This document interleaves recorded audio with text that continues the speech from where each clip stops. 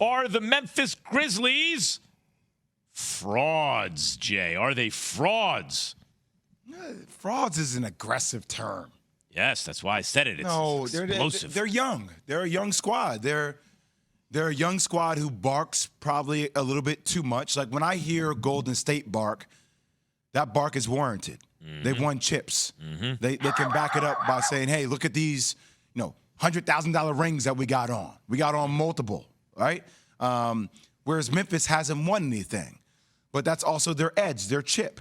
Now, to me, this is more of a question, I think, towards a guy like Dillon Brooks. Mm-hmm. Like, I think Dillon Brooks is the persona that the team takes on in conjunction with Ja Morant. But I'm not sure Dillon Brooks is going to be there long term.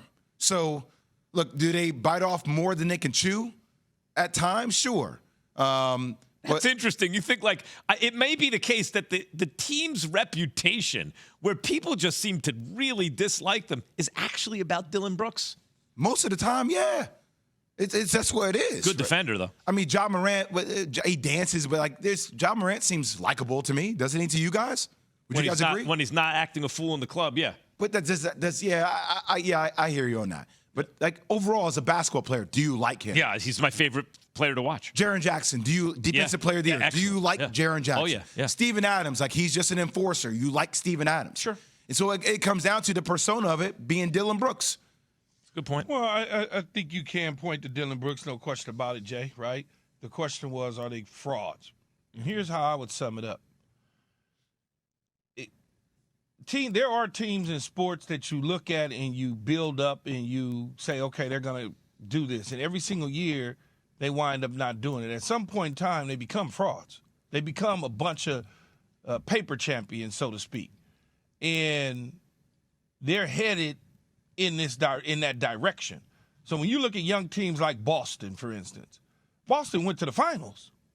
Even though they lost, they went to the finals because 4 years ago, the question was, do they need to break up this team? Did they miss their opportunity in their window?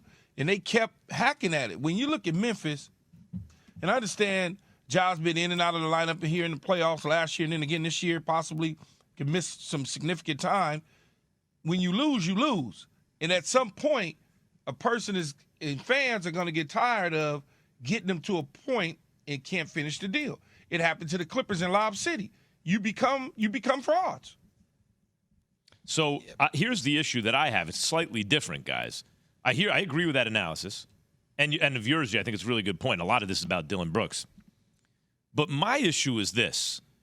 Teams like Memphis, or at least who have the reputation, even if it's mainly about Brooks, are good for sports because they play the bad guy. And as I always say, we understand the world through storytelling, right? This is how the human brain understands things, makes sense of it. And stories are only as interested as characters and how invested you are in them and what are their obstacles. And bad guys are good for stories. But you need the bad guy to stick around. Bad guy gets knocked out in the first round. What's that really do for you? So this kind of approaches the idea of are they frauds, because you want them to be good enough, to be substantive enough, to be substantial enough as a team to last several rounds so they can be the team you love to hate. If they get bounced in the first round, what are they? Is there something they can do, Jay, to get to be are they a move or two away from what is it? We've been talking about Jaylen Brown has become all NBA for the Boston Celtics. We talked about teams that would be a good fit for him. The Atlanta Hawks, depending upon what they decide to do with Trae Young, which is a whole other conversation because he's been getting strapped up in these playoffs. If you look at his last 8 playoff games, that seems to be trending in that direction that the Hawks are going to potentially move him. I mean, a report came out literally the day of the play-in game when they're playing against the Miami Heat, essentially where they were talking about offloading him in the offseason. So Atlanta could be a place. Memphis could be a place for Jaylen Brown. Pascal Siakam, potentially, if they want to unload him. Toronto could be a place for Memphis. Let's talk about Memphis. Forget about Atlanta for a second. I brought it back to Memphis. I brought it back to Memphis. Jaylen Brown, Pascal Siakam, either one of those two guys, you put them on the team, and do you take Dillon Brooks off the team, or are you leaving Dillon Brooks on the team? I'll take Dillon Brooks off the team. So you replace I think I'm not playing GM right now because I don't know their cap. Yeah. But you're just saying the idea of it. The idea of it, yes. So if you take, but also, Max, I want to go back to the other point. Go ahead. 3 years ago, they won 38 games. They beat Golden State in the play-in tournament. Last year, they won 56 games. They finished second in the West. Okay, Ja Morant got hurt in that series against Golden State, which is like a redeem thing for Golden State. And this year, Ja Morant is hurt again. So, to what Key's saying, maybe in that direction, but they haven't really been here that long. They've been rising from the ashes, actually. No, that's true. That's true, Jay. But when a lot of barking. When you have the hype behind you, right? People expectations are different because they've had so much notoriety in a short period of time. So the expectations are they're this great team, and they're supposed to, every single year, be right in the final, be right in the Western Conference final, fighting a team because when you have a guy like Ja, who is supposed to be the savior of the NBA and everything else, when it don't go that way, people start to look at it. It's not always linear. I get it. But Key, look, if Ja didn't get hurt, like it might, but granted, first time in the playoffs at that stage, Golden State, fine. Ja Morant hurt again. I understand what you're saying. I'm just telling you the way. I'm not saying today. Yeah. I'm saying once they get bounced, where does it go? So people will start to shake that thing up and start to say, well, man, they all don't hear about them no more. All they are is a bunch of hype. So who's more of a fraud? If we're going back to that draft class, who's more of a fraud? The Memphis Grizzlies or the New Orleans Pelicans? Well, the Pelicans don't chirp as much as the Grizzlies. I agree, but the Pelicans aren't finishing second or third in the Western Conference. Right. So the issue home record in the NBA. The issue with Memphis is, and I think it's a good point, Jay, they just showed up. People that watch this stuff and pay attention to this stuff and write about this stuff, they don't care that Ja's hurt.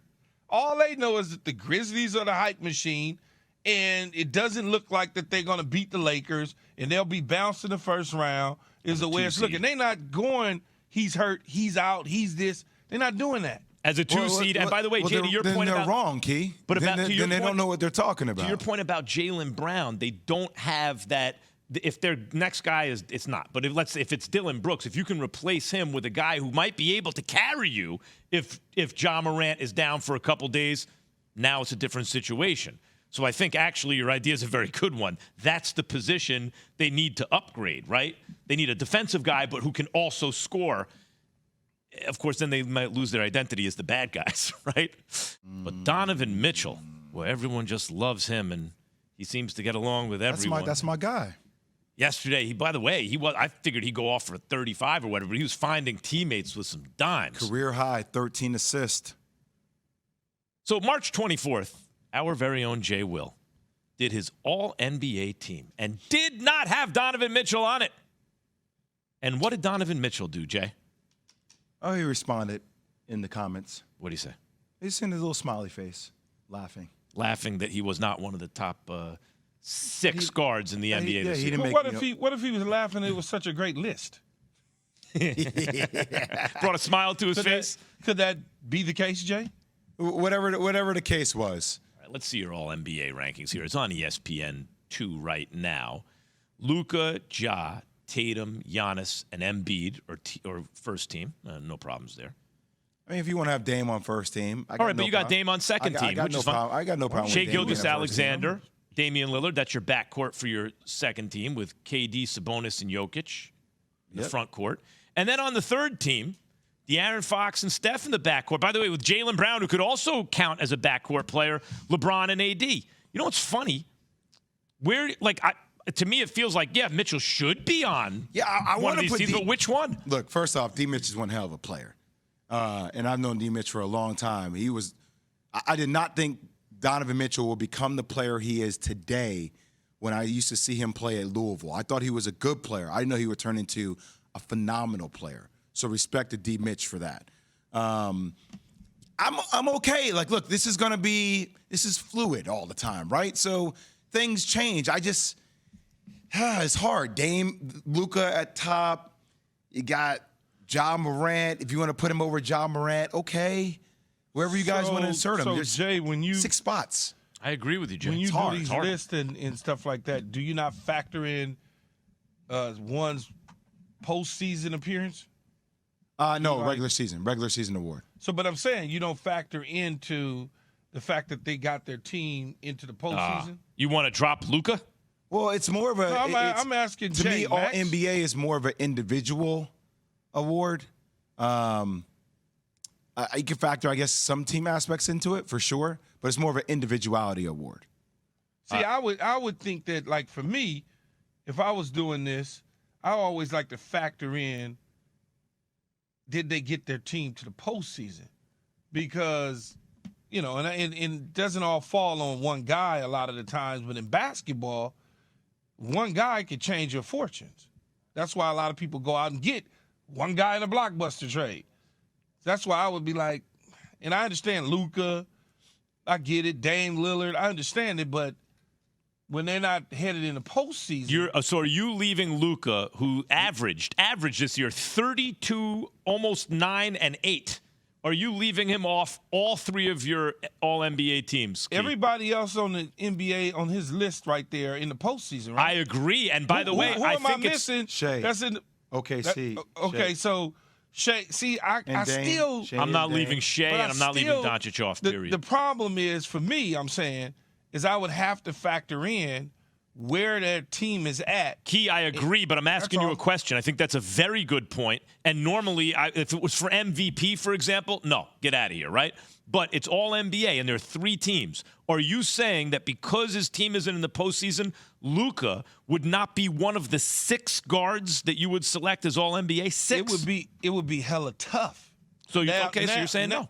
It would be hella tough. So now I have to look at everything, right? I got to look at all sorts of different criterias. If I'm gonna have a guy in there that's not in the postseason, even though he had a phenomenal regular season.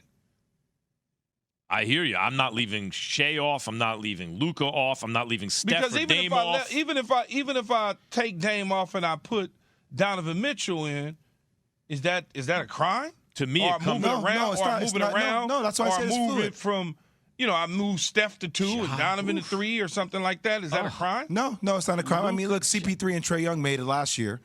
Who are you taking off, Jay, to get him on? Jay, when you told me CP3, man, you heard my voice. You said, I'm like, what? huh? I mean, I guess the best argument would be I'm not taking Steph off. I'm not taking Dame off. I'm not taking Shea or Luka off. That's 4. So you're looking at Ja and De'Aaron Fox.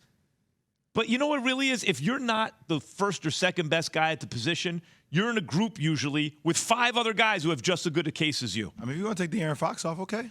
I don't know. That's what somebody wants to do. I mean, this is my De'Aaron list. Fox really a How could point you guard. take It's my De'Aaron list. Fox off and he just willed his team? Yes, I'm not taking him off. Look, this is my list. This is my list. By the way, Jalen my list is Brunson's already not on. set up. This is what my list is. This is up to you guys. Who would you guys take off? My list is already out there. I don't know. Jalen Brunson, by the way, is a guy who deserves consideration. Like, there's a lot of dudes, guys. A lot of dudes. I don't know. I look at it as I would have to look at the postseason. It's almost like the MVP. When a guy, you doing everything, but it's your team doing everything. You can get off individually all day long in hoops. You know that, Jay, because you got the ball. You can pull up, shoot. You can hot dog. You can do everything, put up points in buckets. But yet, in the end, where is the team? Well, look, the team was in the 4 seed in the Western Conference. After being in the Western Conference Finals, they're 4 seed in the Western Conference until they traded everything, all the extra parts. I can't give them for credit Kyrie for that. Irving, and then they didn't make the playoffs. I can't blame Kyrie, and I can't give him extra credit. But Luka had him 4 seed. I can. Kyrie. If one dude is there and he has him in the 4 seed, then you add another guy, and you thin out the roster. I'm not going to blame the dude who had him in the 4 seed. No, but then the dude that had him in the 4 seed should be able to play with anybody and get it done.